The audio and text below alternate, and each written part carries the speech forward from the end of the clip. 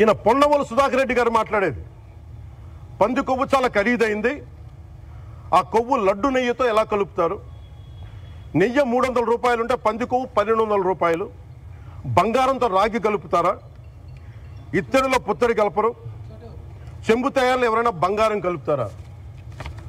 మదమెక్కిన మాటలు పొన్నవోలు సుధాకర్ రెడ్డి గారు. మదమెక్కి వస్తే ఇట్లాంటి మాటలే వస్తాయి.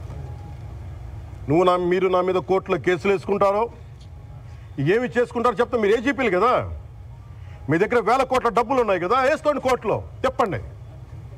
సనాతన ధర్మానికి నోటికొచ్చినట్టు మాట్లాడితే మిమ్మల్ని అందరినీ రోడ్ల మీదకి లాగుతాం, గుర్తుపెట్టుకోండి. తప్పు జరిగింది, ప్రాయశ్చిత్తం చేసుకోండి, లేదంటే మౌనంగా మాట్లాడకుండా ఉండండి అంతే. మా మనోభావాలు ఇంకా రెచ్చగొట్టేలా మాట్లాడొద్దు. భూమన కరుణాకర్ రెడ్డి గారు మాట్లాడతాను నేను వెళ్ళి హై డ్రామా, రాజకీయ మనసు ఉన్న వాళ్ళు అత్యంత దారుణంగా ప్రవర్తిస్తున్నారండి. లడ్డు కలుషితమైంది అంటున్నారు, కల్తీ నెయ్యితో తప్పు చేసి ఉంటే సర్వనాశనం అయిపోతాం, రక్తం కక్కుని చచ్చిపోతాం. మీ నాశనం మొదలైంది.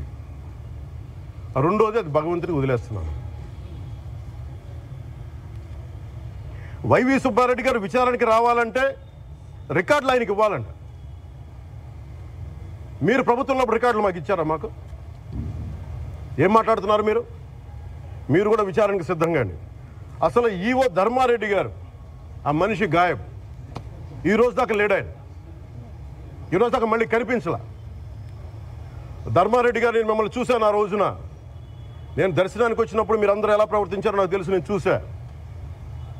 తిరుమలని ఇష్టారాజ్యంగా చేశారు, అది వ్యాపార కేంద్రంగా చేశారు, ఆధ్యాత్మిక కేంద్రం నుంచి పర్యాటక కేంద్రంగా చేశారు. అది ఇదే మీరు మక్కాకి వెళ్తే ఇలాగే ప్రవర్తిస్తారా? మీరు ఒకసారి మక్కాను చూసి నేర్చుకోండి. పొన్నవోలు సుధాకర్ రెడ్డి గారు తిరుమల లడ్డుపై ఢిల్లీలో చేసిన కామెంట్ నా దృష్టికి తీసుకొచ్చారు.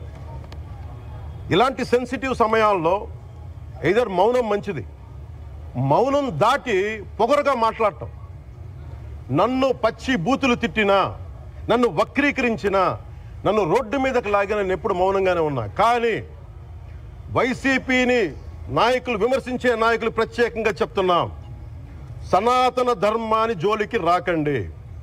తప్పు జరిగితే తప్పు జరిగిందని ఒప్పుకోండి, లేదా మాకు సంబంధం లేదని చెప్పండి. అంతేగాని మళ్ళీ అడ్డగోలుగా మాట్లాడితే ఎవ్వరం క్షమించం. ఇక్కడ మీరు కూడా హిందువులే, పొన్నవోలు సుధాకర్ రెడ్డి గారు మీరు హిందువులే.